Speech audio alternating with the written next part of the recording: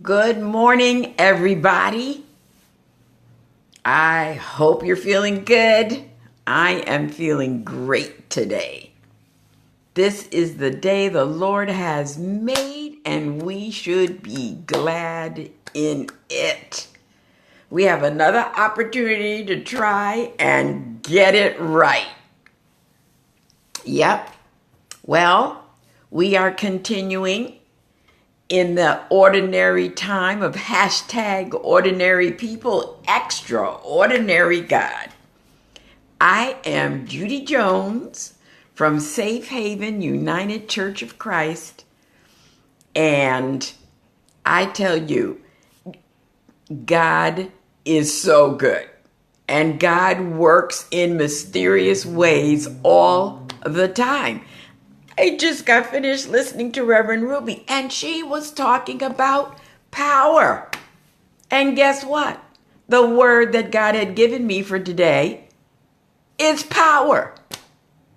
And we hadn't talked to each other, so we didn't know. But apparently God knew, and God has a word for us all today. So good morning, everybody. Good morning, Reverend Carolyn and Helen and Reverend Ruby. And good morning, Reverend Chris and everybody else who is going to join with us today, and all of you who listen to us throughout the day. Okay, power. Now, Reverend Ruby brings it to you based on the Bible and from that fabulous book of Acts. I'm going to talk to you today about power from a different point of view. Now, what is power?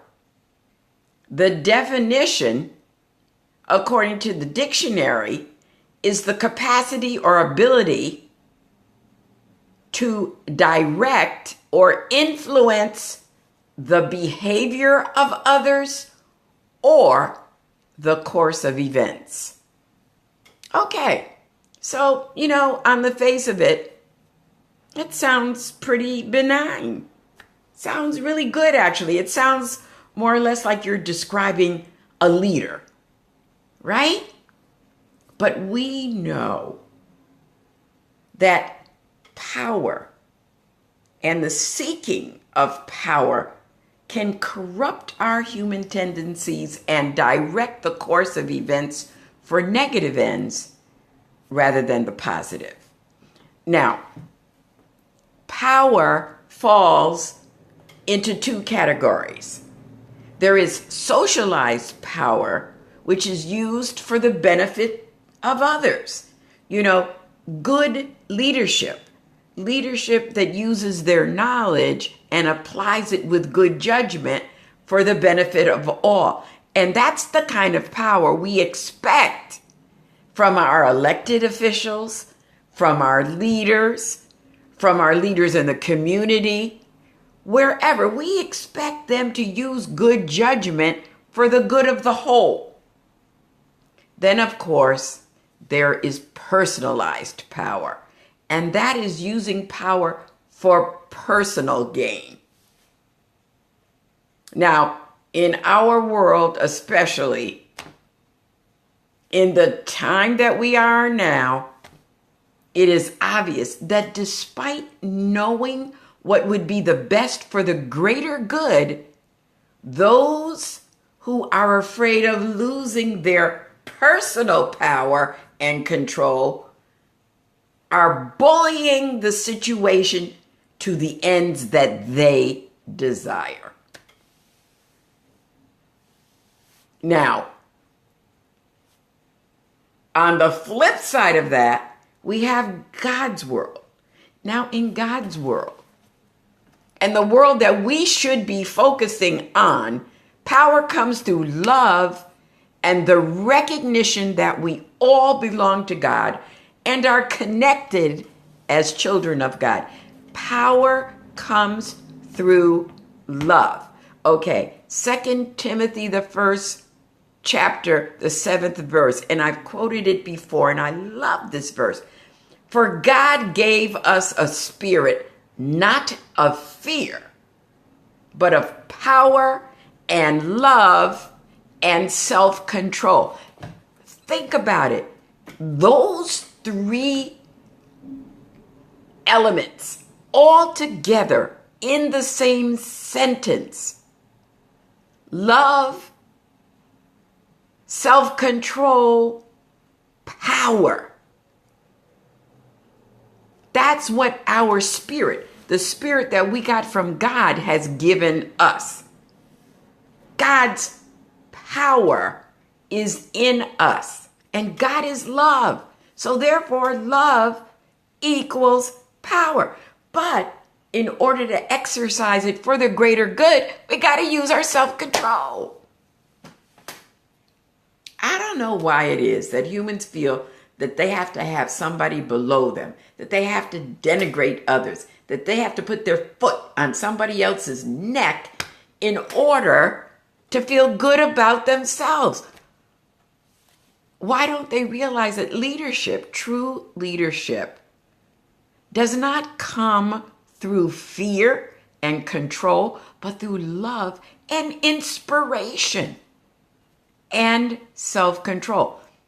You know, in the long run, ruling through fear doesn't last. It doesn't engender the best in people or promote loyalty, understanding, or respect, because the people will rise up. That's why we have busloads of protesters on their way to Washington as we speak. People are going to rise up, protest, do whatever they can within their power. Vote. That is one of the biggest power things that you have. Vote in order to overthrow, to get rid of those people who are governing through personalized power as opposed to socialized power. Governing through love and self-control produces real leadership. It fosters an atmosphere of growth, exploration, inspiration, a community that can move life forward. Philippians, I can do everything through him who gives me strength. That's it. Your power, your strength comes from God and the fact that God loves you. Now, I'm not going to belabor this point. I mean, you know, we can talk about power and control and bullies versus victims and all of that for the rest of the day. But I recognize that so many of us feel powerless in our life situations, sometimes in our day-to-day situations. And we're certainly feeling powerless, many of us, given what's going on in the world. But I'm here to tell you, and I want you to believe this. Believe it down in your very being, that God is the ultimate power, now and forever, and will prevail. I believe this. I do. And I know that God is all up in your life, in your situation. God is all up in this, and everything is working together for the way that it is supposed to. What we've got to do is be vigilant, be prayed up, keep that connection to God open, tap into our GPS, you know, reject all that other garbage that's going on out there. You may feel like a victim, but you don't let that define who you are. You are not a victim yourself. You are a person who may have been victimized. And there's a big difference, because you don't have to be a victim forever. You don't have to be and knuckle under to that negative power forever, because God's given you what you need to rise up against it. Rise up against it. So, I want you to use today. Go out there today and let this be the beginning of you taking your power back from whoever may have taken it from you or who you may just feel has taken it from you. If you need a raise, go for it. Make your case and remember that Philippians verse that you can do everything through God who strengthens you. If you need to change something in your life, do it. God's got your back, and God's given you the power to go out there and make your own way. Go out there, conquer. Go out there and redefine your narrative. You're powerful. God gave you a spirit of love, power, self-control. Look, God loves you. You have God's approval, and you don't need anybody else's. So go out there, kick some butt because you can. And use your power to push your life forward, to live the abundant life that God gave you, and use your power for good. Okay, that's all I have for you today. You can tell I'm a little bit passionate about it. This week has been, all kinds of things have been going through my head, and I wasn't going to talk about it, but I think maybe people need to hear it. I myself was a victim of attempted sexual assault back when I was 20 years old. And here I am, 74, and this week was the first time I ever told anybody about it. 50 years I carried that, and I allowed the power of the negative power of that situation to affect me in ways that I'm not even conscious of. But I tell you what, I took my power back. Released the power from that situation, and realized in God's eyes, I am worthy. I'm not letting anybody else dictate to me what I can accomplish, who I can be, what I should be about, because I have God in me. And so do you. You have that power in you. Release anything that is holding you back. Don't allow it to hold you hostage.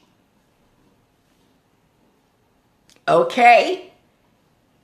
I will see you tomorrow. I hope you join us Sunday for World Communion Day, as Reverend Ruby was talking about it. It is going to be a fabulous day of all of us communing together. Remember, we are all connected. God loves us.